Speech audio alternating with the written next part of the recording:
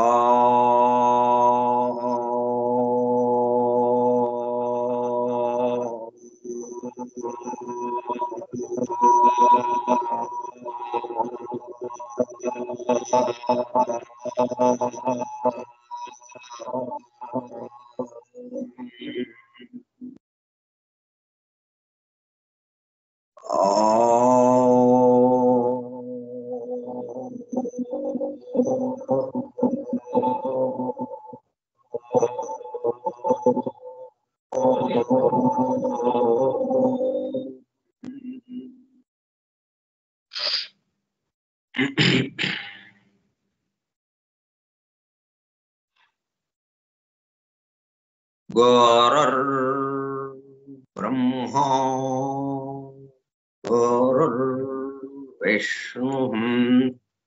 గురుర్దేవో మహేశ్వరః గురుః సాక్షాత్ పరం బ్రహ్మ తస్మై శ్రీ గురవే నమః. వ్యాసం వసిష్ఠనప్తారం శక్తేః పౌత్రమకల్మషం పరాశరాత్మజం వందే సుఖతాతం తపోనిధిం. శుక్లాంబరధరం విష్ణుం శశివర్ణం చతుర్భుజం ప్రసన్నవదనం ధ్యాయేత్ సర్వవిఘ్నోపశాంతయే. అగజ ఆనన పద్మార్కం గజాననమహర్నిశం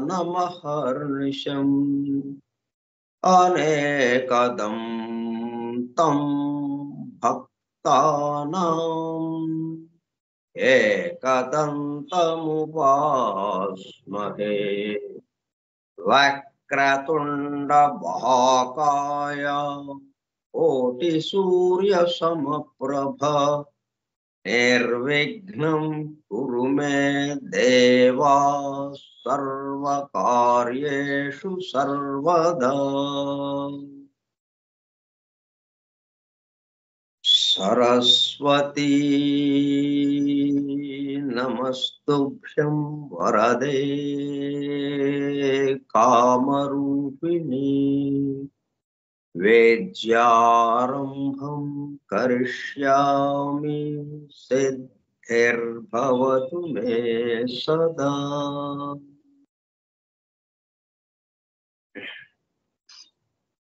ॐ भूर्भुवः स्वः ॐ तत्सवितुर्वरेण्यं भर्गो देवस्य धीमहि धियो यो नः प्रचोदयात्।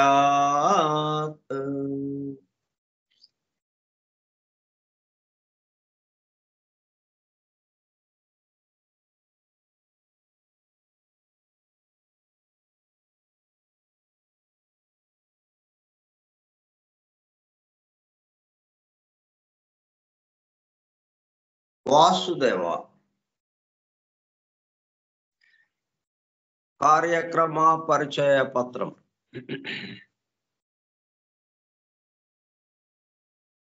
ఫోరం ఫర్ ట్రూత్ సీకర్స్, సత్యాన్వేషకుల బృందం.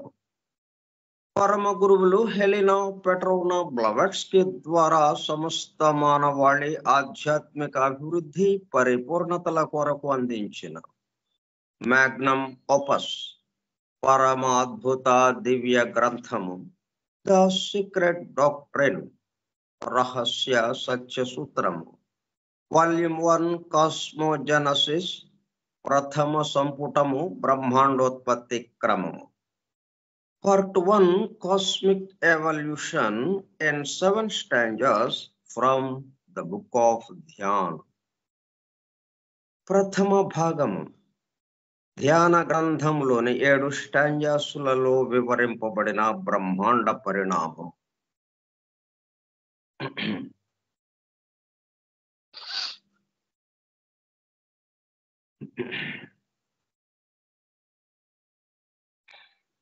ధ్యాన గ్రంథము సంజారు భాషలో ఉన్నటువంటి అత్యంత ప్రాచీనమైన సంజారు భాషలో ఉన్నటువంటి బుక్ ఆఫ్ ధ్యాన్.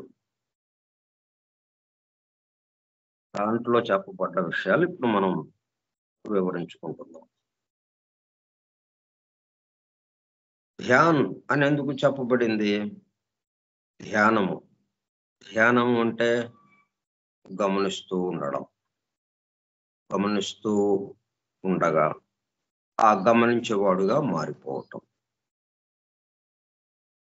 గమనించేవాడే ఆ బీనెస్ ఏదైతే చెప్పుకుంటున్నామో ఉండేవాడు. ఎవరో తెలియదు ఉన్నాడు.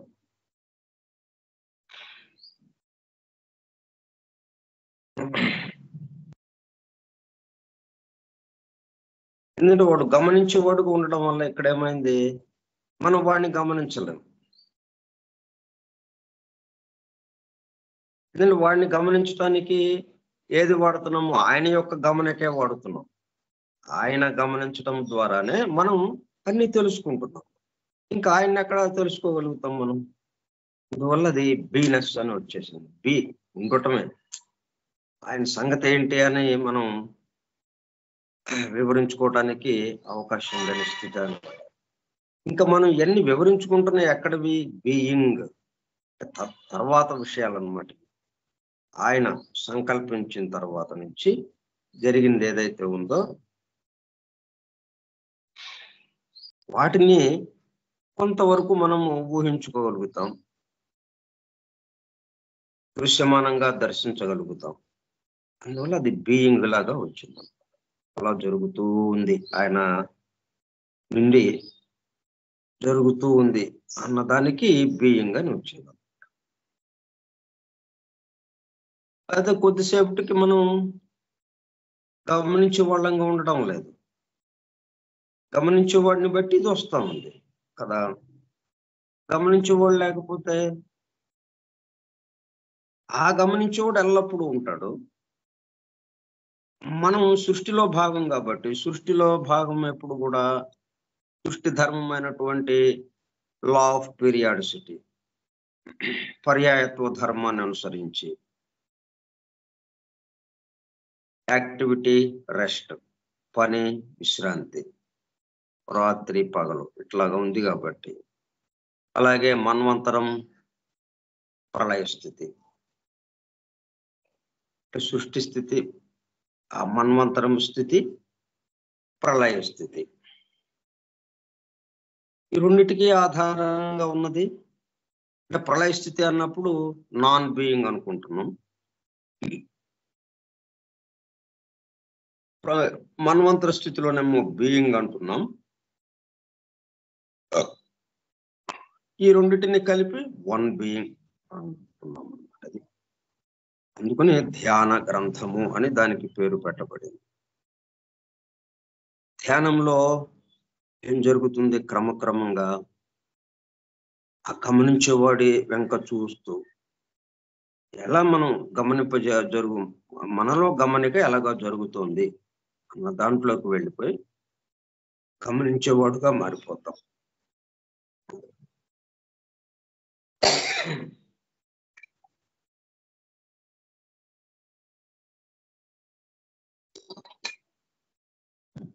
గమనించేవాడిగా మారిపోతామంటే అర్థం ఏంటి? అతని గమనికలోకి వెళ్ళిపోతాం. అతని గమనిక ఎలాగుంటుంది?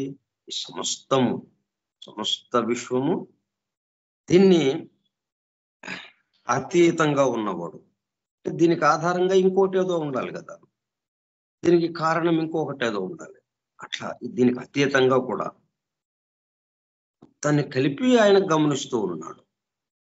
ఆ గమనికలలోకి నది సముద్రంలోకి కలిసిపోయినట్టు మనం దాంట్లోకి కలిసిపోతాం. అప్పుడు బీనస్ లోకి వెళ్తాం. బీనస్ మనకు తెలియదు, కానీ మనం ప్రత్యేకంగా లేము. ఏదైనా మనకు తెలియాలంటే మనం దాని నుంచి వేరుపడి ప్రత్యేకంగా ఉండాలి.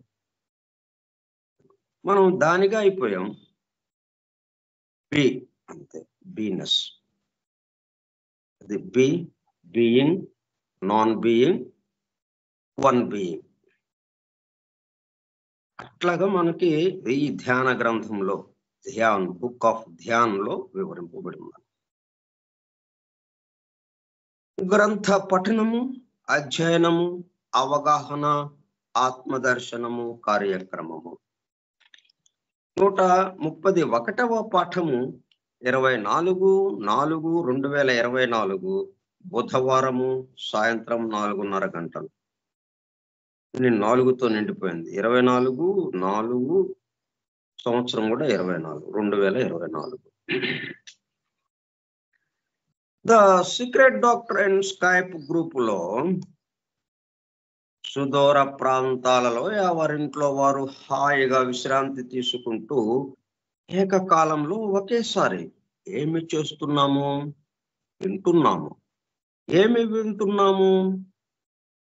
శాస్త్ర సాంకేతిక రంగంలో ఎంతో వేగముగా పురోగమిస్తున్న ప్రస్తుత కాలంలోనే మానవాళి అదే వేగంతో ఆధ్యాత్మిక రంగంలో కూడా పురోగమించుటకు వీలుగా ప్రపంచంలోని అన్ని జాతుల, మతముల పవిత్ర గ్రంథములలో పొడుపు కథల రూపంలో అర్థము అవనట్లుగా ఉన్న సృష్టి రహస్యములను, సృష్టి అమరిక కూర్పును బహిర్గతం చేసి మానవాళికి అందించి వాటి అవగాహన ద్వారా ఆత్మదర్శనము పొందుట అను దివ్య ప్రణాళిక అమలు పరచబడుటకు పరమ గురువులు మేడం హెలినా పెట్రోనా బ్లబట్స్కీ ద్వారా అత్యద్భుతముగా అందించిన ద సీక్రెట్ డాక్ట్రిన్ గ్రంథములో బాహాటముగా ఇవ్వబడిన అతి నిగూఢములైన సృష్టి రహస్యములు, వాటి మూలము, గ్రంథ హృదయమును చేరు పద్ధతులు తెలుసుకోవాలనే తీవ్ర ఇచ్ఛతో, తపనతో సత్యాన్వేషణలో భాగముగా ఎన్నో నిగూఢ విషయములను మరింత లోతుగా తెలుసుకుంటూ సత్యమును చేరు ప్రయత్నంలో మనమందరము ఇక్కడ చేరాము. దానితో పాటు ఆధునిక విజ్ఞానము యొక్క దృష్టి పథము నుండి తప్పిపోయిన తత్వదర్శన అన్వేషణలో, అనగా సత్యాన్వేషణ కొరకు కూడా ఈ గ్రంథము దగ్గరకు వచ్చాము. The true student of the secret doctrine is a జ్ఞానయోగి అని తన చివరి రోజులలో మేడం బ్లావెట్స్కీ అన్న మాటలను నిజం చేయటానికి మనమందరము జ్ఞానయోగిగా ఒకటకు కూడా ఇక్కడ చేరాము. గత 2 సంవత్సరముల 8 నెలల కాలము పాటు ద సీక్రెట్ డాక్టర్ గురించి తెలుసుకోవడానికి ప్రయత్నించిన మనము ప్రస్తుతము ఇక్కడ చేరి ద సీక్రెట్ డాక్టరీన్ ను తెలుసుకుంటూ, ఆపై సమస్త విశ్వముగా రూపుదాల్చిన ద సీక్రెట్ డాక్టరీన్ యందు ప్రవేశించి ద సీక్రెట్ డాక్టరీన్ గా స్వస్థితి యందు మేల్కాంచుటకు చేస్తున్న చిరు ప్రయత్నమే ఈ కార్యక్రమం. ఈ దివ్య జ్ఞాన మహాయజ్ఞ కార్యక్రమంలో పాల్గొని చెవియొగ్గి వినుచున్న, అనగా ఉళ్ళంతా చెవులు చేసుకుని వినుచున్న ప్రియ సత్యాన్వేషక సోదర శ్రోతలందరకు నమస్కారం.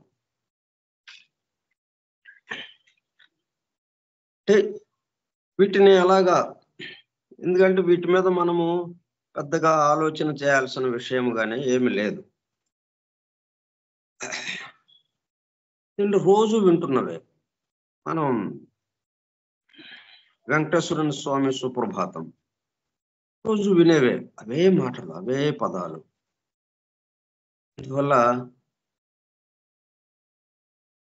దాంట్లో లీనమైపోవటం, వింటూ వింటూ ఏదైతే వింటున్నామో దాంట్లోకి లీనమైపోవటం. దాంట్లోకి లీనమైపోవడం అంటే కొత్తవి ఏదన్నా చెప్పుకుంటున్నాం అనుకోండి, అప్పుడు అవి ఏంటి అదేంటి దాన్ని మనం ఊహించుకుంటా, దాన్ని తెలుసుకుంటూ, గ్రహించుకుంటూ, ఇలాగ ఇంతగా ప్రాసెస్ జరగాలి, ఎంత పని జరగాలి ఈ మైండ్లో కానీ మెదడులో కానీ ఇదంతా. అప్పుడు మనం దాంట్లోకి లీనం అవటం జరగటం కష్టం అవుతుంది. అలా కాకుండా ఒకటి అదే పదాలు, అవే పదాలని మరలా ఉచ్చరిస్తుంటే అప్పుడు దాంట్లోకి లీనమైపోవటం చాలా తేలిక అవుతుంది. అందుకని ఇప్పుడు నేను ఈ కార్యక్రమ పరిచయ పత్రం అలాగా చదువుకుంటూ ఉన్నాం. దాన్ని వింటూ వింటూ దాంట్లోకి లీనమైపోవటం. అప్పుడేమవుతుంది, దాంట్లో ఏ విషయాల్ని మనము చెప్పుకుంటూ ఉన్నాము అన్ని వాటి పట్ల మనము మేల్కాంచడం జరుగుతుంది మనలో అప్రయత్నముగా.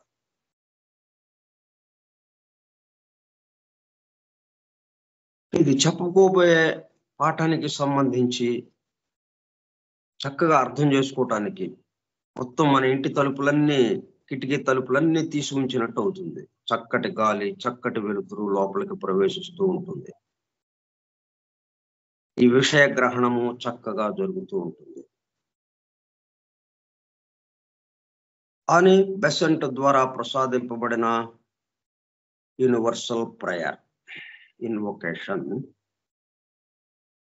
ఓ hidden life, vibrant in every atom, oh hidden light shining in every creature, oh hidden love embracing all in oneness, may each who feels himself as one with thee know he is also one with every other.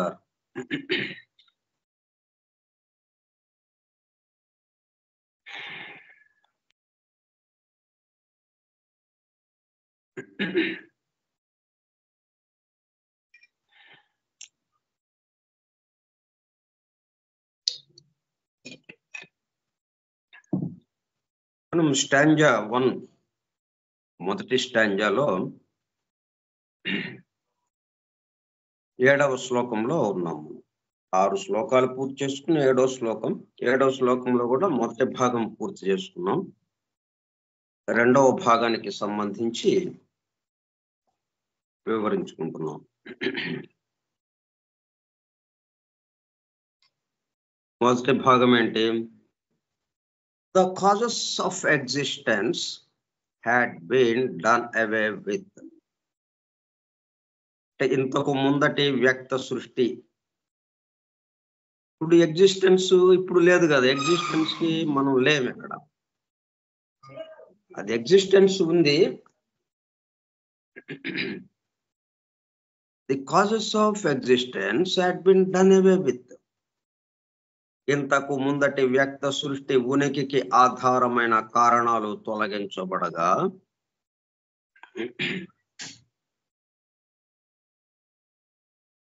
అప్పుడు ఏం జరిగింది? అది 2వ భాగంగా ఇచ్చారు. The visible that was and the invisible that is. Was అంటే అంతకు ముందు అన్నట్టుగా, ఈజ్ అంటే ప్రస్తుతము, ఇప్పుడు జరుగుతున్నది. అంతకు ముందు ఏం జరిగింది? ద విజిబుల్ దట్ వాస్, ఏదైతే ఇంతకు ముందు దృగ్గోచరమై కనిపిస్తూ పరిమిత భౌతిక సృష్టిగా వ్యక్తమైనదో దాని గురించే ఆ పైన మొదటి భాగంలో చెప్పింది. అదంతా అదృశ్యమైపోయింది, కారణాలు తొలగించబడ్డాయి కాబట్టి అది ఆ వ్యక్తమైన స్థితిలో ఉన్నది. కాస్త ఏమైంది? అదే ప్రస్తుతం అగోచరమై కనిపించని అవ్యక్త స్థితిలో ఉండి వ్యక్త అవ్యక్త స్థితులకు ఆధారమైన శాశ్వత మూలస్థానమునందు కాలము చోటుతో సహా విశ్రాంతి తీసుకొనుచున్నది. ఈ కారణాలు తొలగించబడిన తర్వాత ఎక్కడికి మాయమైపోయింది? అది విశ్రాంతిలోకి వెళ్ళిపోయింది. అది లేకపోవటన్నా గమనించేవాడుగా ఎవరు ఉన్నట్టుగా లేదు.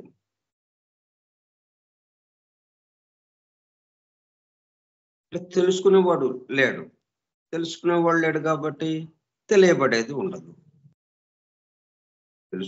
తెలుసుకునేవాడు ఉంటేనే తెలియబడేది ఉంటుంది. తెలియబడేది అక్కడ ఉన్నప్పటికీ తెలుసుకునేవాడు దాని పట్ల లేడనుకోండి, అది లేనట్టే. ఇంకా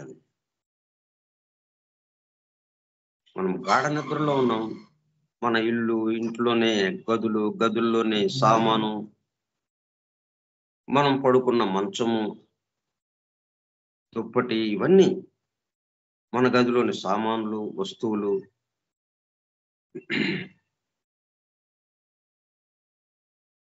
ఏమైపోయినాయి? వాటిని గమనించేవాడు పగలంతా వాటిని గమనిస్తూ వాటితో పనులు చేసుకుంటూ వాటిని ఉపయోగించుకుంటూ తిరిగాడు. రాత్రి అయ్యేటప్పుడు కల్లా విశ్రాంతిలోకి వెళ్ళిపోయాడు. అన్నీ ఉన్నాయి అక్కడే, కానీ లేని స్థితిగా అక్కడ అయిపోయింది. దాన్ని నాన్ బీయింగ్ అంటున్నాం. అక్కడ విశ్రాంతి తీసుకుంటున్నాడు. వాడు విశ్రాంతి తీసుకునేటప్పుడు కల్లా గమనించటం అనేది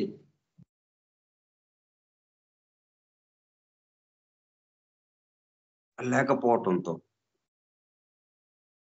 గమనింపబడేది కూడా లేదు అన్నట్టుగా అయిపోయింది. దానికి సంబంధించి కామెంటరీ బ్లావెట్స్కి ఇచ్చింది విషయం, బ్లావెట్స్కి ద్వారా అందింపబడింది. చూద్దాం. The idea of eternal non being which is the one being will appear a paradox to anyone who does not remember that. మరి ఇది పారాడాక్సే కదా, మనకి విరుద్ధంగా ఉంది, ఒకదానికొకటి విరుద్ధంగా ఉన్న విషయంగా ఉంది ఇది. ఇక్కడేమో నాన్ బీయింగ్ అంటున్నాం, విచ్ ఈజ్ వన్ బీయింగ్ అంటున్నాం.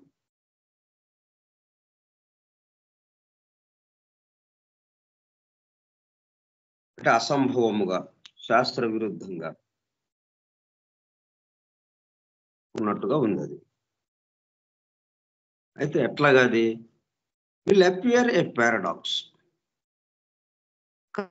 కానీ అంటే ఇదే విషయం కొంతమందికేమో పారాడాక్స్ గా ఉంటుంది, అంటే అసంబద్ధంగా, తర్కానికి నిలువని, శాస్త్ర విరుద్ధంగా ఉన్నది అన్నట్టుగానేమో కొంతమంది కనిపిస్తుంది. Eternal non being which is the one being అన్న విషయం. ఎక్కడ విశ్రాంతి తీసుకుంటున్నాడు?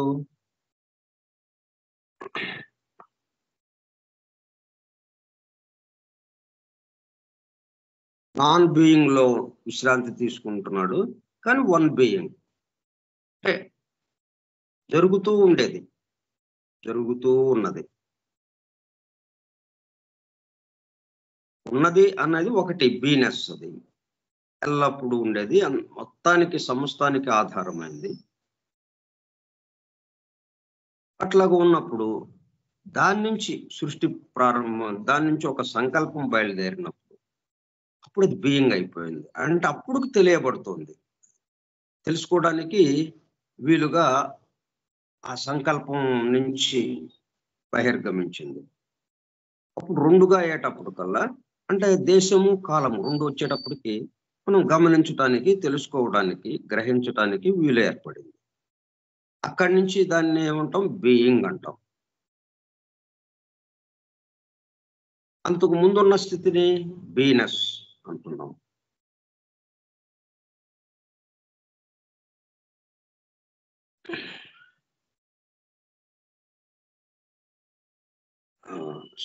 శాశ్వత మూలస్థానమునందు కాలము చోటుతో సహా విశ్రాంతి తీసుకొనుచున్నది.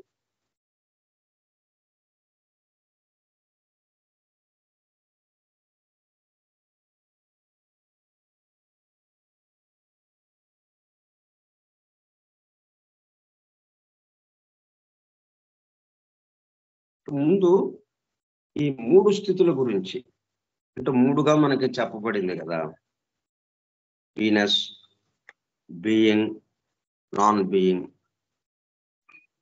అది అర్థమైతే మనకి, ఎందుకంటే దాని మీద మొత్తం ఇదంతా ఆధారపడి ఉంది, సీక్రెట్ డాక్టర్ మొత్తం. అది స్పష్టత వస్తే మనకి మిగతాదంతా అంటే అనేక పేర్లు మనం చెప్పుకోవచ్చు. అది ఆ స్థితిలో ఉండగా, ఆ పని చేస్తుండగా ఆ పేరు పెట్టడం జరిగింది అన్నట్టుగా, ఆ కార్యక్రమంలో అది ఉన్నది అన్నట్టుగా తెలుస్తూ ఉంటుంది. ఎవరున్నారా? ఏదైతే ఒకటి ప్రారంభంలో మూలస్థానంలో మనకి తెలియని స్థితిలో ఏదైతే ఉందో, మనం దాన్ని గమనించలేని స్థితిలో ఏదైతే ఉందో, అదే రూపాంతరం చెందుతూ దిగువకి వచ్చింది అన్నది మనకి స్పష్టంగా అర్థమవుతుంది. అది స్పష్టత వస్తే ఇంకా ఈ సమస్త ముందు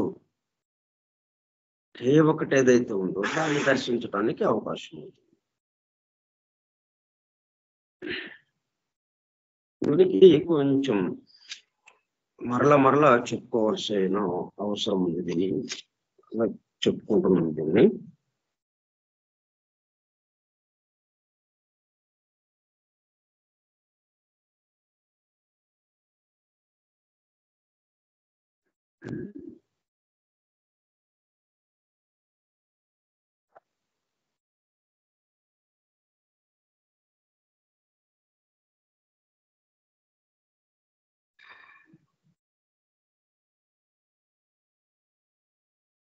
మనం ద్రష్ట, దృశ్యము ఈ రెండు మనకు అర్థమైతే ఈ మొత్తం మనకి అర్థమవుతుంది. దృశ్యము ఎవరికి ఉంది? సినిమా ఎవరికి ఉంది? సినిమా చూసేవాడికి ఉంది. థియేటర్లో కూర్చుని సినిమా చూస్తున్నవాడికి సినిమా ఉంది. అక్కడే ఉన్న ఆ గేట్ దగ్గర ఉండేవాడు కానీ, ఆ గేట్ దగ్గర ఉండి, ఆ తలుపు దగ్గర ఉండి టికెట్ తీసుకుని లోపలికి పంపించేవాడు ఎవరైతే ఉన్నారో వాడు కానీ, ఇంకా అక్కడ పనిచేసే సిబ్బంది చాలా మంది ఉంటారు, వాళ్ళకి కానీ ఆ సినిమా లేదు. ఎందుకంటే వాళ్ళు దాన్ని చూస్తూ ఉండరు, వాళ్ళ పనుల్లో వాళ్ళు ఉంటారు. ఇది చూసే వాళ్ళ కోసం ఇది లోపలికి వీళ్ళని ఎవరికైతే లోపలికి వెళ్ళి కూర్చున్నారో థియేటర్లో వాళ్ళకి సినిమా అన్నట్టుగా ఉంటుంది. మరి అక్కడే ఉన్నారు వాళ్ళు, మిగతా సిబ్బంది. వాళ్ళు దీని అసలు ఇక్కడ సినిమా ఉందా లేదా అన్నట్టుగా కాకుండా వాళ్ళ పనులు, వాళ్ళకి అప్పచెప్పబడ్డ కార్యక్రమాలు ఏమైతే ఉన్నాయో, కర్తవ్యాలు అవి నిర్వహిస్తూ వాళ్ళ ధోరణిలో వాళ్ళు ఉంటారు. ఈ లోపలికి వెళ్ళి కూర్చున్నవాడు చాలా జాగ్రత్తగా ఇంకా తనను తను మర్చిపోయి ఆ సినిమా చూస్తూ ఉంటాడు. అంటే ఇక్కడ చూసేవాడు ఎవరైతే ఉన్నారో ద్రష్టవాడు, చూసేవాడిని ద్రష్ట అంటాం. చూసేవాడు ఉన్నాడు కాబట్టి చూడబడేది అక్కడ ఉంటేనే చూసేవాడు ఉండటం జరుగుతుంది. అక్కడ సినిమా లేదండి అంటే చూసేవాడు లేడండి ఇక్కడ అన్నది. చూసేవాడు లేడు అన్నప్పుడు సినిమా లేదండి అక్కడ అనేది వస్తుంది మనకి.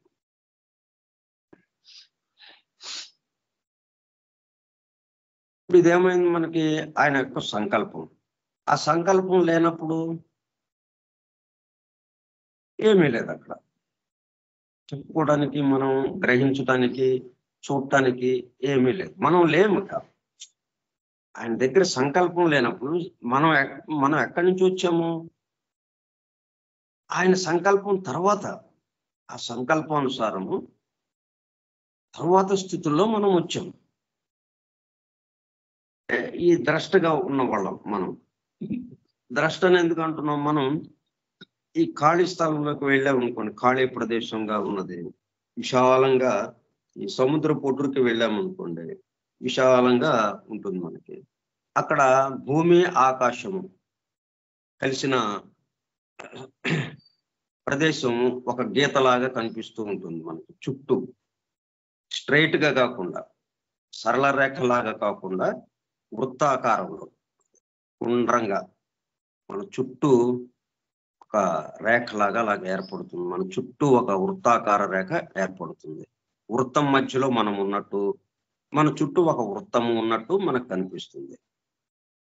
అది మనం మన ఇళ్ల దగ్గర ఉంచుంటే రాదు, ఎందుకంటే అన్ని అడ్డాలు ఉన్నాయి కదా, అన్ని ఇళ్లతో నిండిపోయి ఉంటుంది.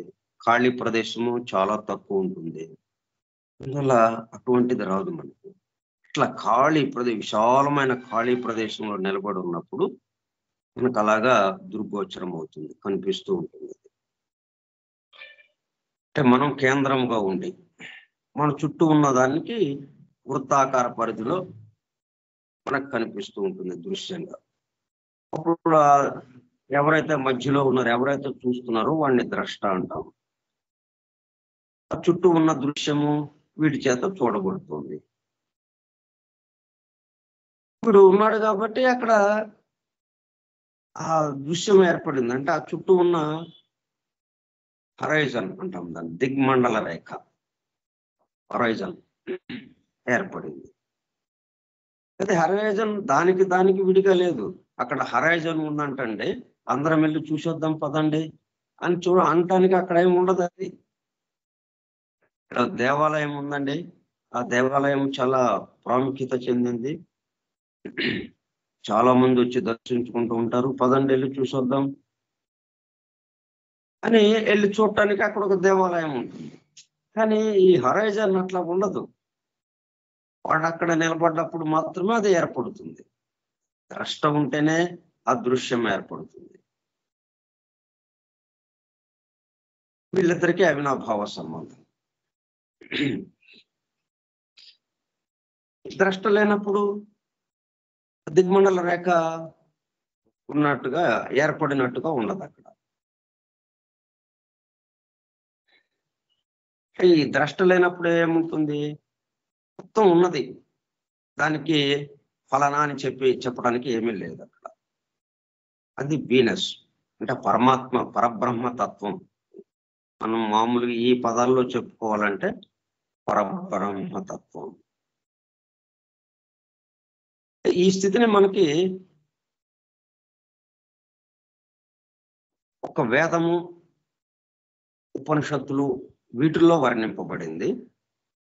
మనం మామూలుగా ఈ ఖురాను, అలాగే బైబిల్, ఇంకా అనేక జాతులకు సంబంధించిన పవిత్ర గ్రంథాలు అవి ఎక్కడి నుంచి వచ్చినాయంటే, ఎక్కడి నుంచి వాళ్ళు వివరించడం మొదలు పెట్టారంటే, ఈ సంకల్పించిన తర్వాత ఆ సంకల్పం నుంచి ప్రకృతి పురుషుడు బహిర్గమించిన తర్వాత అప్పటి నుంచి ఏం జరిగిందో అట్లా వివరింపబడ్డాయి ఆ గ్రంథాలు. ఈ రెండిటికి కన్నా మించిన స్థితి ఏదైతే ఉందో, అతీతమైన స్థితి, దాంట్లో వర్ణించట్లేదు. దాంట్లో ఏమీ చెప్పలేదు. ఇక నేరుగా ఎప్పుడైతే సంకల్పం వచ్చిన తర్వాత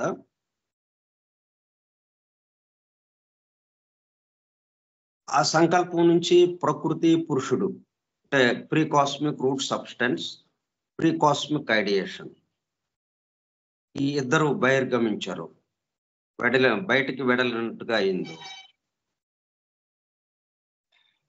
అప్పుడు డ్యూయాలిటీ వచ్చేసింది. ఆ డ్యూయాలిటీ వచ్చిన తర్వాత ఆ చూసేవాడు అక్కడ ఏర్పడటం జరిగింది. రెండుగా ఉంది కాబట్టి ఇప్పుడు దృశ్యాన్ని వీక్షించేవాడు, దృశ్యాన్ని తెలుసుకునేవాడు ఉన్నాడు కాబట్టి తెలుసుకోబడేది ఉంది. లేక అంతకుముందు వాళ్ళిద్దరు ఎక్కడ ఉన్నారు? తెలుసుకునేవాడు, తెలుసుకునబడేది, ఈ రెండు ఎక్కడ ఉన్నాయి? అంతకుముందు ఉన్నది, అంతే, ఉన్నది దాంట్లో కలిసిపోయి ఉంది, అక్కడ విశ్రాంతి తీసుకుంటున్నట్టుగా ఉంది.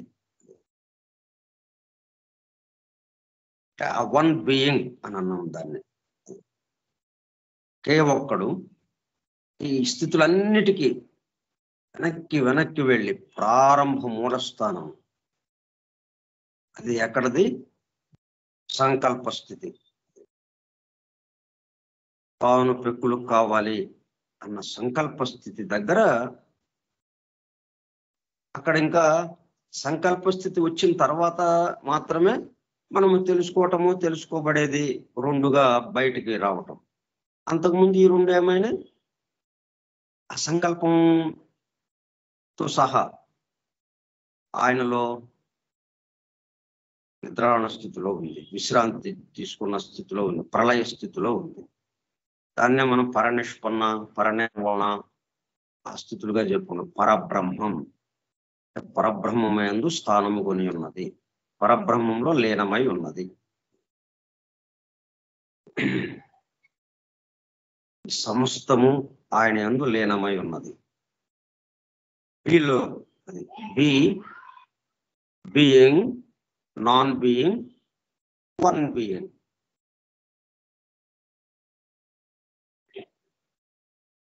ఈ బీయింగ్ గానే మనము ఆ పదంతోనే మనము చెప్పుకుందాం.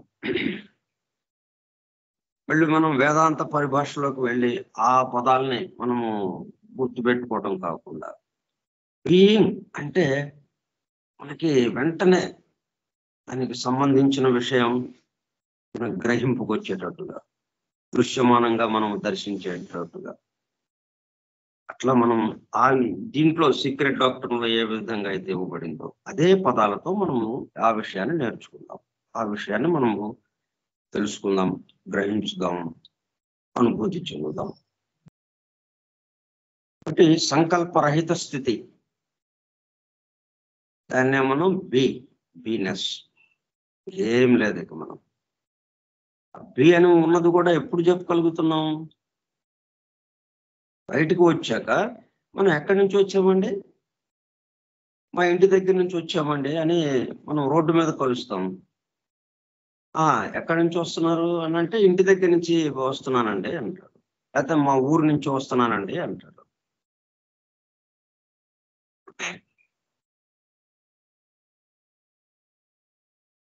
అట్లాగా సంకల్పరహిత స్థితిలో ఉంది అంతే. ఉంది అని చెప్పడానికి అక్కడ అది ఉన్నదండి అని చెప్పడానికి అది చూసేవాడు ఒకటి కావాలి కదా, ద్రష్ట కావాలి. చూసేవాడిని ద్రష్ట అంటాం. అది చూసేవాడు కావాలి, తెలుసుకునేవాడు కావాలి. తెలుసుకునేవాడు ఇంకా వేరుగా రాలేదు. తెలుసుకునేవాడు, తెలుసుకునేది, ఈ రెండు కూడా, ఈ రెండిటికి ఆధారంగా ఏదైతే ఉందో ఆ బీనెస్ లో విశ్రాంతి కొని ఉన్నది, బీనెస్ లో స్థితి చెంది ఉన్నది. ఇక బీనెస్ నుంచి సంకల్పం బయలుదేరింది, ఆ కదలిక వచ్చింది. ఎట్లా వచ్చింది? ద గ్రేట్ బ్రెత్, మహా దివ్య శ్వాస ద్వారా. అప్పుడు ఏమైపోయినాయి? రెండు ఏర్పడ్డాయి. Root substance pre cosmic, root substance pre cosmic ideation. ప్రకృతి పురుషుడు ఇద్దరు బయటకు వచ్చారు. మనకి చెప్పుకునే ఇక్కడ మన్వంతరము, ప్రళయ స్థితి, మన్వంతర స్థితి, ప్రళయ స్థితి, మెలకువ, విశ్రాంతి. ఈ రెండు స్థితులు ఎక్కడ వరకు వచ్చి ఆగుతున్నాయి? వీళ్ళిద్దరి దగ్గరికి వచ్చి ఆగుతున్నాయి. ప్రకృతి పురుషుడి దగ్గరికి వచ్చి ఆగుతున్నాయి. ఆ ప్రకృతి మాతలో ఈ మొత్తం స్థానం కొని విశ్రాంతి తీసుకుంటున్నాయి. అంటే ఆమె నుంచి బహిర్గమించింది కాబట్టి ఆమె నిద్రపోయేటప్పుడు కల్లా ఈ సమస్తము, మనం నిద్రపోతే మన దేహం మొత్తం విశ్రాంతి స్థితిలోకి ఎట్లాగ వెళ్ళిపోయిందో, ఇవన్నీ చెప్పడానికి ఏమీ లేకుండా, చెప్పేవాడు ఎవడు లేకుండా ఉన్నాడు. అట్లాగా ఆ ప్రకృతితో పాటు కునుకు తీస్తూ ఉన్నది ఈ ప్రళయ స్థితి. అప్పటి దాన్ని నాన్ బీయింగ్ అంటున్నాం. ఈ సంకల్పం స్థితి నుండి, సంకల్పం నుండి వీళ్ళిద్దరూ బహిర్గమించిన తర్వాత వీళ్ళిద్దరి నుండి సృష్టి ప్రారంభమై మూడు మూర్తులుగా ఉన్న వారి నుంచి, అంటే బ్రహ్మ, విష్ణు, శివుడు, ఈ ముగ్గురు మూర్తుల నుంచి సృష్టి ప్రారంభమై సృష్టి జరుగుతూ ఉంటే దాన్ని బీయింగ్ అన్నాం. సృష్టి జరుగుతూ ఉంది. సృష్టి జరుగుతుందని ఎలాగ చెప్పగలిగాం? చూసేవాళ్ళంగా మనం ఉన్నాం కాబట్టి, చూడబట్టేది అక్కడ ఉంది కాబట్టి ఇదంతా ఉంది అని చెప్పగలుగుతున్నాము. అటువంటి స్థితిని బీయింగ్ అన్నాం.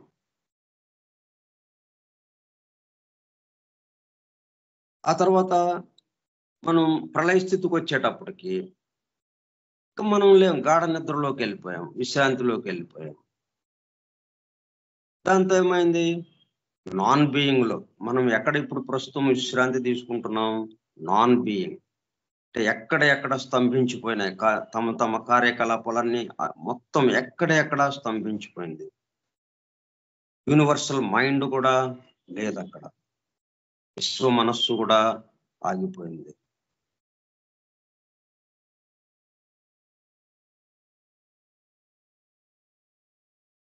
అక్కడ నాన్ బీయింగ్ ఎందుకంటే ఆగిపోయింది. అక్కడ ఆగిపోయేటప్పుడు కల్లా అట్లాగని ఆ బీనెస్ లోకి వెళ్ళలేదు మనం. ఇంకా బీనెస్ లోకి వెళ్ళి ఆగిపోవటం కాదు, ఇంకా యువతలే ఉండి అక్కడ ఆగిపోవటం వల్ల బీయింగ్ స్థితిలో ఉండగానే ఆగిపోయాం మనం. అమ్మవారి దగ్గర ఆగిపోయాం. అమ్మవారు ఉన్నారంటే అయ్యవారు ఉన్నారు పక్కనే. వీళ్ళిద్దరూ ఉన్నారంటే అసలైన ఆ పరమాత్మ తత్వం ఏదైతుందో, ఆ పరబ్రహ్మం ఆయన నుంచి వేరుపడినట్టు అయింది. ఇది అటు వేరుపడినట్టు అయిన ప్రతి క్షణం నుంచి బీయింగ్ గా వచ్చేసింది. అది జరుగుతూ ఉన్నది. అక్కడ జరగటం ఏమి లేదు, ఇక ఉన్నది అంతే. ఆ బీనెస్ ఏదైతే ఉందో అది బీ ఉన్నది, ఉనికి. ఉన్నది. ఈ బీయింగ్ దగ్గరకు వచ్చేటప్పటికల్లా ఇది జరుగుతూ ఉన్నది, ఒక కార్యక్రమం జరుగుతూ ఉన్నది. మళ్ళా ఆ కార్యక్రమం ఆగిపోయింది, అందుకని నాన్ బీయింగ్ అన్నాం. బీయింగ్ గానే ఉన్నప్పటికీ అది ఆగిపోయినట్టుగా అనిపించింది కాబట్టి, స్తంభించిపోయిందిగా అని అనిపించింది కాబట్టి, అది చూడటానికి మనం లేము కాబట్టి, అంతకుముందు మనమంత స్థితిలో మనము ఇదంతా అంటే పగలంతా ఇది చూస్తూ ఉన్నాం మనం, మనకి మొత్తం తెలుస్తూ ఉన్నది. గాఢ నిద్రలోకి రాత్రి వచ్చేసి గాఢ నిద్రలోకి వెళ్ళిపోయేటప్పటికల్లా మనకి ఏమీ తెలియని స్థితిగా ఏర్పడింది. అయితే అది ఎక్కడి వరకు? భౌతిక స్థితి వరకు. అది మళ్ళా కామ శరీరము లేచే ఉంది కదా, మిగతా అన్ని శరీరాలు మేల్కొనే ఉన్నాయి, వాటి కార్యకలాపాలు అవి నిర్వహిస్తూనే ఉన్నాయి. కార్యకలాపాలన్నీ స్తంభించి ఎక్కడ ఆగిపోయింది? భౌతిక స్థితి వరకే ఆగిపోయింది, మిగతా స్థితులకు ఆగలేదు. ఇంకా 100 సంవత్సరాలు బ్రహ్మ 100 సంవత్సరాలు అయ్యేటప్పటికల్లా ఏంటి, మొత్తము ఆత్మ దాకా కూడా మొత్తం స్తంభించిపోయినాయి. మామూలుగా మనము ఈ ప్లానెటరీ చైన్ జరిగినప్పుడు, ఈ గ్రహ చక్రాల సమయంలో ప్లానెటరీ ప్రళయం, ఈ గ్రహ ప్రళయానికి అంటే 1000 మహాయుగాలకి ఒకసారి జరిగే ప్రళయ స్థితి. అప్పుడు ఏమవుతుంది? అప్పుడు అమ్మవారి దాకా వెళ్లకుండా ఈ మధ్యలోనే ఆగిపోతుంది.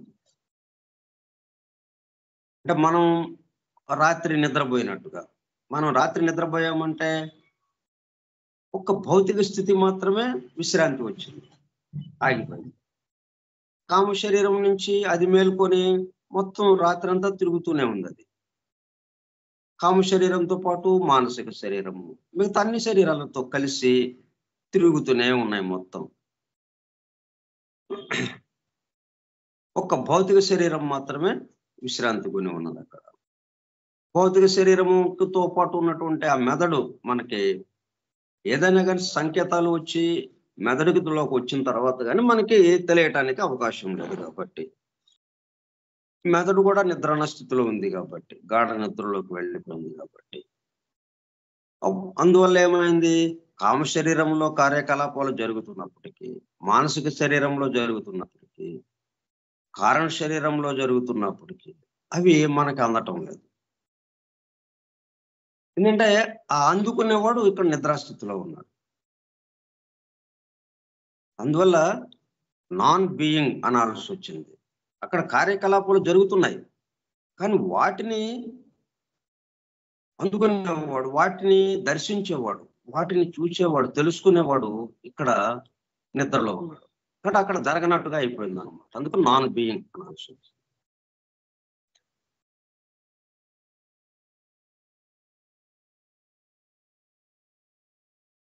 Which is the one being, అంటే వ్యక్త స్థితి, అవ్యక్త స్థితి, ఈ రెండిటికి ఆధారమైనటువంటి ఆ సృష్టి స్థితి ఏదైతే ఉందో, ఇక్కడ జరుగుతూ ఉన్నది ఏదైతే ఉందో,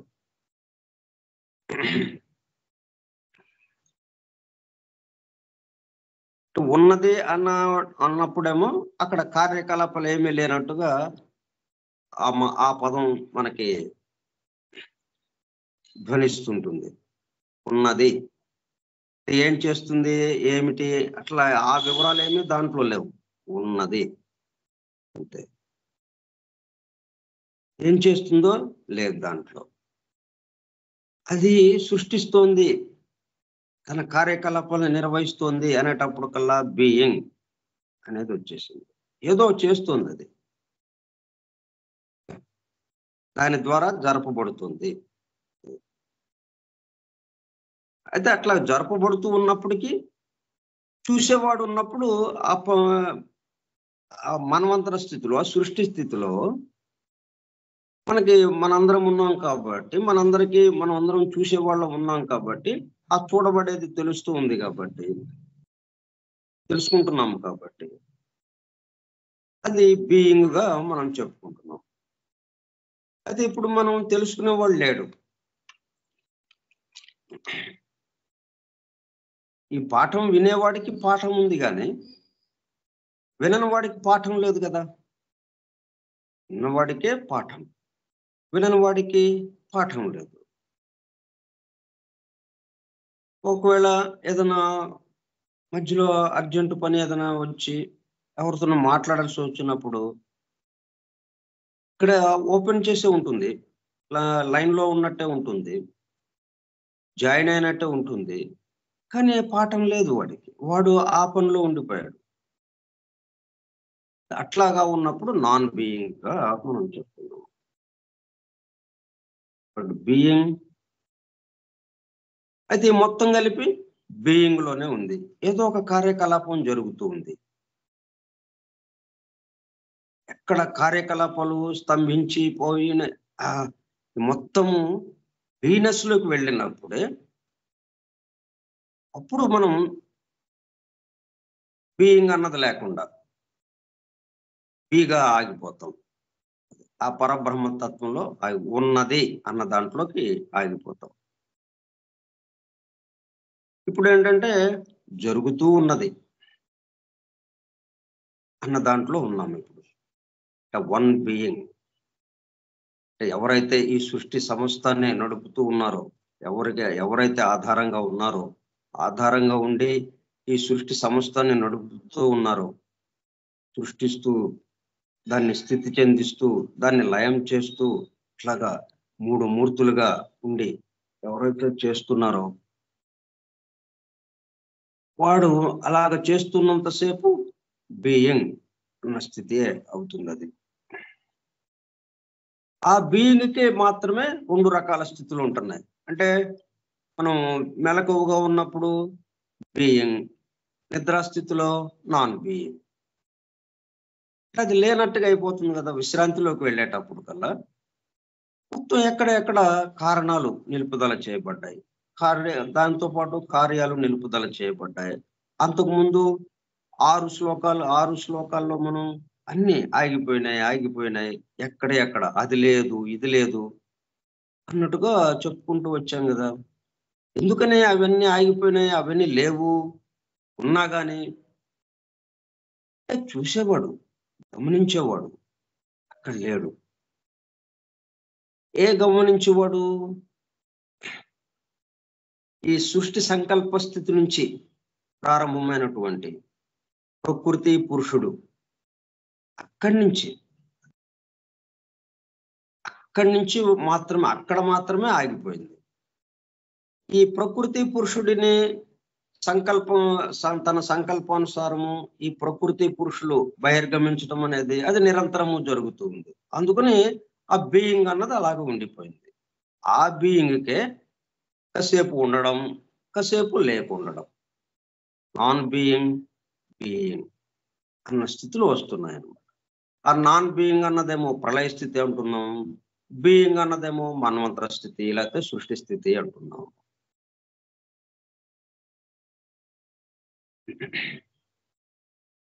అంటే గమనించేవాడిని బట్టి ఇది ఆధారపడి ఉంటుంది అన్న దాని మీద. గమనించేవాడు లేకపోతే గమనింపబడేది ఉండదు.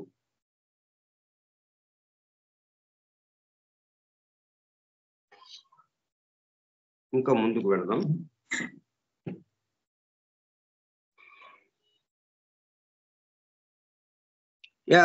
అన్బోర్న్ ఇన్ఫాంట్ అంటే దీనికి ఒక ఉదాహరణ ఇస్తున్నాడు మనకి.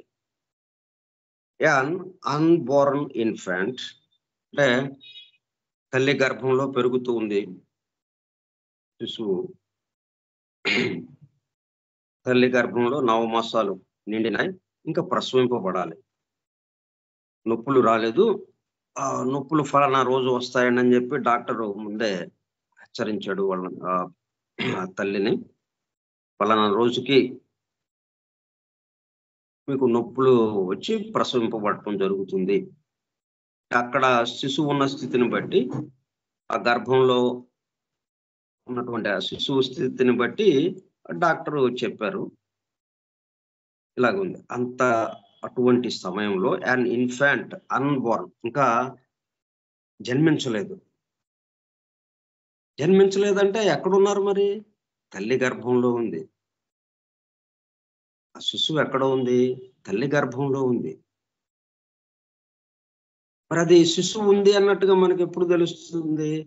బయటికి ప్రసవింపబడినప్పుడు.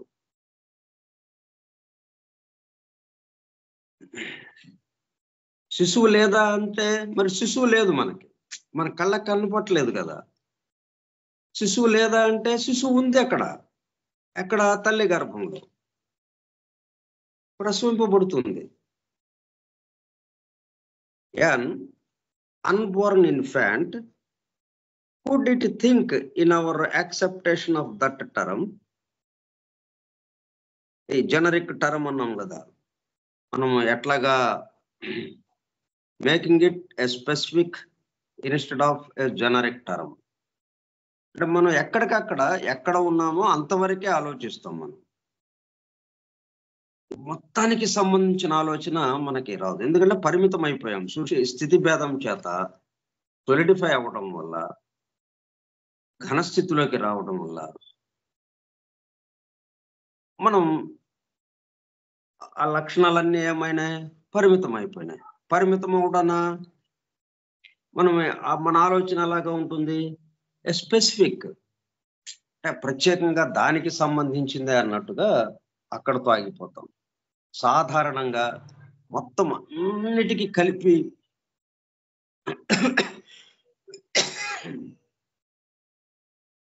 ఈ జనరిక్ టర్మ్ గా, అంటే జాతి అంతటికీ చెందేటట్టుగా అని ఎట్లాగైతే ఉందో, ఈ సృష్టి అంతటికీ చెందేటట్టుగా, ఈ సృష్టి మొత్తం కలిపి ఒక యూనిట్ కదా. కానీ మనం అంత దూరం ఆలోచించలేము, ఎందుకంటే మన యొక్క పరిమితత్వం వల్ల మనం ఎక్కడికి ఎంత చేసినప్పటికీ మన వరకు, మనకి ఎంతవరకు అందుబాటులోకి వస్తుందో అంతవరకే మనం ఆలోచించగలుగుతాం. ఇప్పుడు శిశువు ఎక్కడ ఉంది? తల్లి గర్భంలో ఉంది. ఇప్పుడు ఆమెను ప్రశ్నించామనుకోండి, ఆ శిశువు మాట్లాడుతుంది అనుకుందాం. ఆ శిశువు ఎక్కడున్నావు అని అంటే ఏం చెప్తుంది? Would it think in our acceptation of that term would necessarily limit its conception of being? అంటే ఇక్కడ ఉన్నాను నేను, నా లోకం ఏంటి? తల్లి గర్భం నాకు లోకం. నేను తల్లి, ఈ గర్భం అన్నది నేను ఇక్కడ ఉన్నాను అంటుంది. నా చుట్టూ ఉన్నటువంటిది ఏదైతే ఉందో అదే ప్రపంచం. దానికి నేను ఇక్కడ ఉన్నాను అని ఉంటుంది ఆ శిశువు. మరి అక్కడ అది పూర్తిగా ఉన్న స్థితి ఇది. మరి అక్కడే మార్పు చెందుతూ ఉంది. ఒక బుడగగా ఏర్పడి, ఆ బుడగ నుంచి క్రమక్రమంగా ఆకారం ఏర్పడి, పూర్తి ఆకారం ఏర్పడి, ఇప్పుడు మొత్తం దేహమంతా అన్ని అవయవాలు చక్కగా ఏర్పడి ఉన్న స్థితి ప్రస్తుతము. కాబట్టి నేను, నా ప్రపంచం ఇది అని ఉంటుంది. అట్లా మనం ఏం చేస్తున్నాం? మనం ఎక్కడ ఎప్పుడు ఎట్లాగా ఉన్నామో అక్కడ వరకే పరిమితంగా మనం ఆలోచిస్తున్నాం. దానికి ముందు కానీ దాని తర్వాత కానీ ఏంటి జరుగుతుంది, ఈ మొత్తంకి సంబంధించి ఎవరు నడుపుతున్నారు, ఎట్లా నడుపుతున్నారు, దేని ఆధారంగా ఇదంతా నడుస్తుంది, ఈ విషయాలు మనకి అందుబాటులోకి రావట్లేదు. శిశువుకి ఎట్లాగైతే తల్లి గర్భమే లోకం, దానికి అదే ప్రపంచం అని అది ఎలాగ చెప్తుందో మనం కూడా అలాగా చెప్తున్నాం. మనం we limit our ideas of being to our present consciousness of existence. ఇక్కడ ఉన్నాము, మరి మనం ఎట్లాగా ఉన్నాము? అభివృద్ధి చెందే దశలో ఉన్నాం.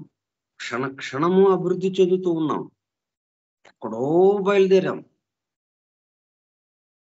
ఇప్పుడు ఇక్కడికి వచ్చాం, ఇంకా ఎక్కడికో వెళ్తాం. అది నిరంతర ప్రయాణం, నిరంతర మార్పుకి గురయ్యేది, నిరంతర అభివృద్ధి, పరిణమించేది. అటువంటి దాంట్లో ఉన్నాం మనం. అని ఈ మొత్తం ఇదంతా ఎట్లాగా జరిగింది? ఆ బి ఏదైతే ఉందో ఉన్నది.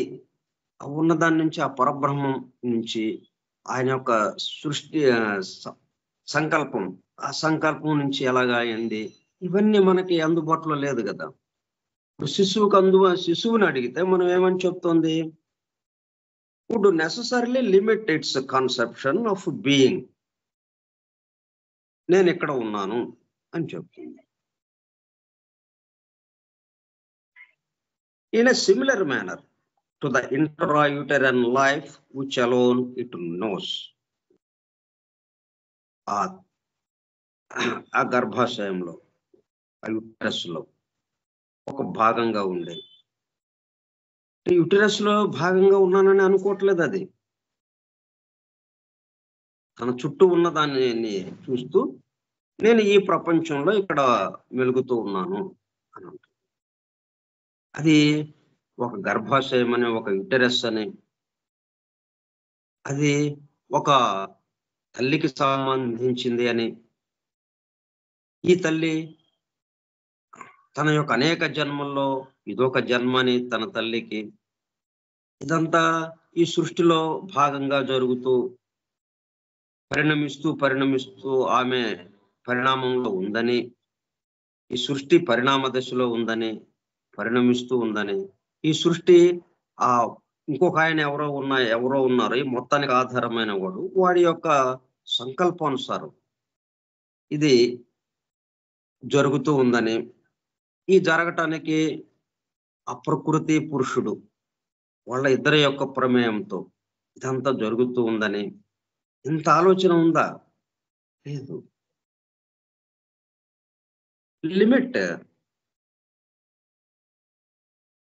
To the intrauterine life which alone it knows, and were it to endeavor to express to its consciousness the idea of life after birth, it would, in the absence of data to go upon and of faculties to comprehend such data, probably express that life as non-being, which is real being.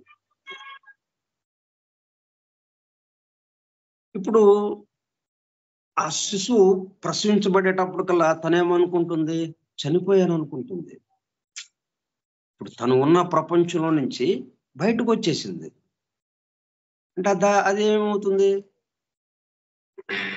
Death to it. మనం ఒక స్థితి నుంచి ఇంకొక స్థితిలోకి వెళ్ళిపోయామంటే అంతకు ముందున్న స్థితి మరణించినట్టు, అంతకు ముందున్న స్థితి మరణించుని ఇంకొక దాంట్లోకి జన్మించినట్టుగా అయిపోతుంది, మరణించినట్టు అయిపోతుంది అక్కడ. కానీ ఇది కొనసాగింపు కదా, కంటిన్యూగా జరుగుతూ ఉన్నది.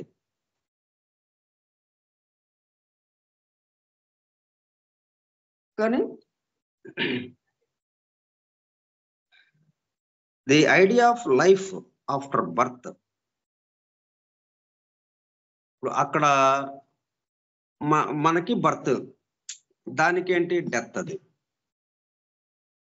దానికేమో డెత్. ఆ శిశువు, గర్భంలో ఉన్నటువంటి శిశువు గర్భం నుంచి, తల్లి గర్భం నుండి ప్రసవింపబడి బయటికి వచ్చేటప్పుడు కల్లా ఆ గర్భాశయం నుండి, అప్పుడు అదేమనుకుంటుంది, డెత్ అనుకుంటుంది. అది మనమేమనుకుంటున్నాం, అది పుట్టింది, జన్మించింది అనుకుంటున్నాం మనం, చుట్టూ ఉన్న వాళ్ళు. Life after birth, it would, in the absence of data to go upon. మరి ఈ విషయాలన్నీ తన దగ్గర లేవు కదా, తన గమనికలోకి లేవు.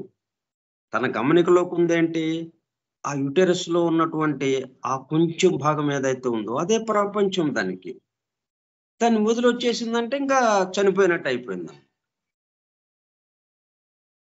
ఇది ఒక ప్రపంచంలోకి అడుగు పెట్టింది. ఈ ప్రపంచం వేరుగా ఉన్నట్టుగా అనిపిస్తుంది. అంటే మన లైఫ్ ఆఫ్టర్ డెత్ మనకి ఎలాగ ఉంటుందో అట్లాగే అయిపోయింది అనమాట దానికి కూడా. మనం ఇప్పుడు ఎక్కడున్నాము, తల్లి గర్భంలో శిశువు ఎలాగైతే ఆ కొంచెం ప్రాంతానికి పరిమితమై, తల్లే చాలా పరిమితం, ఆ తల్లి యొక్క శరీర భాగం మొత్తం దేహంలో ఒక చిన్న భాగంలో కూర్చుని ఉంది అక్కడ ఆ గర్భాశయంలో. అదే ప్రపంచం అని అనుకుంటోంది శిశువు, ఆ లోపల ఉన్న శిశువు. అట్లాగే మనం ఈ చోటులో ఇక్కడ ఉండి మనం ఏమనుకుంటున్నాము, ఇదే ప్రపంచం అనుకుంటున్నాం మనం. ఇది దాటేటప్పటికల్లా దీని నుంచి మనము బయటికి వెళ్ళేటప్పటికి చనిపోయామనుకుంటున్నాం. ఎంత తమాషా చూడండి.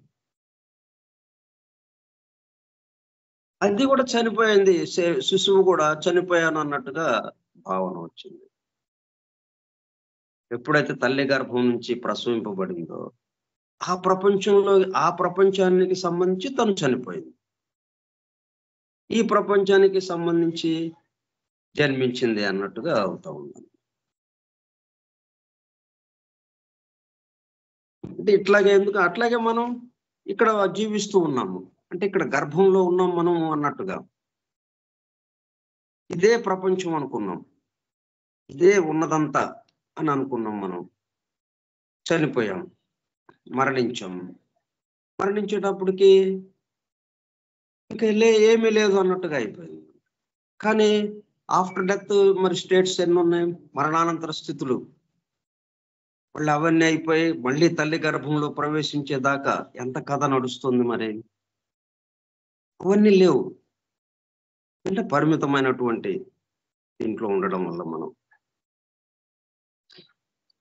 ఆ డేటా, దానికి సంబంధించిన సమాచారం అంతా మనకు అందుబాటులో లేకపోవడం వల్ల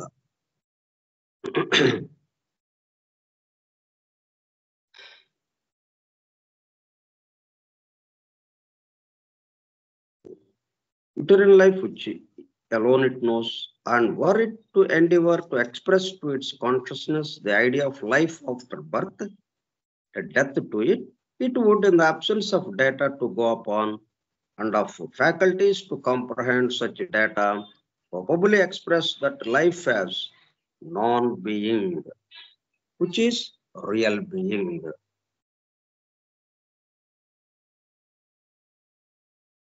నాన్ బీయింగ్ కి ఉన్నటువంటి తేడా, ఉన్నది బీయింగే, వన్ రియాలిటీ బీయింగ్ ఉన్నది. కానీ ఇట్లాగా మనకి ఆ డేటా లేకపోవడం వల్ల, సమాచారం లేకపోవడం వల్ల దాన్ని విశ్లేషించుకుని మనం కంటిన్యూస్ లాగా ఉన్నాము. కంటిన్యూగా మనం ప్రయాణం చేస్తున్నాం, ఎవల్యూషన్ లో అభివృద్ధి చెందుతూ సృష్టితో పాటు నడుస్తున్నాం అన్న విషయం మనకి గమనికలోకి లేకపోవడం వల్ల ఇట్లా సృష్టి స్థితి, ప్రళయ స్థితి అన్నట్టుగా మనకు వచ్చింది. దీనికి సంబంధించి ఇంకా వచ్చే సోమవారం నాడు మరింతగా వివరించుకుందాం. ఈ చిన్న విషయాలే మనకు అర్థమైపోతాయి. ఇంకా ఆ శిశువు ఎట్లాగా పరిమితం అయిపోయి ఆ యూటెరస్, ఆ గర్భాశయమే, ఆ గర్భసంచిలో ఉండిపోయి అదే ప్రపంచం అని ఎట్లాగైతే అనుకుంటుందో, దీనివల్ల ఏమవుతుంది, మనకి మొత్తం ఎక్కడికి వెళ్ళినా, ఎప్పుడు ఎక్కడ ఏ స్థితిలో ఉన్నా కానీ మనం ఆ ఏకత్వానుభూతితో మనం మెలుగుతూ ఉంటాం. ఇవన్నీ అవగాహన అయితే, అందుకని మనకి ఇంత వివరంగా మనకి చెప్తూ వస్తున్నారు ఇది. ఓకే. స్వస్తి ప్రజాభ్యః పరిపాలయంతాం న్యాయేణ మార్గేణ మహిం మహిషాః. ఓ బ్రాహ్మణేభ్యః శుభమస్తు నిత్యం. లోకాః సమస్తాః సుఖినో భవంతు. లోకాః సమస్తాః సుఖినో భవంతు. లోకాః సమస్తాః సుఖినో భవంతు. ఓం శాంతి శాంతి శాంతి.